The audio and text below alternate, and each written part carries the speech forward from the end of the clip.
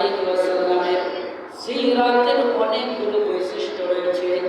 আজকে একটা দুইটা বৈশিষ্ট্যের কথা বলবো। তার মধ্যে যতগুলো বৈশিষ্ট্য রয়েছে, একটা বৈশিষ্ট্য হলো এমন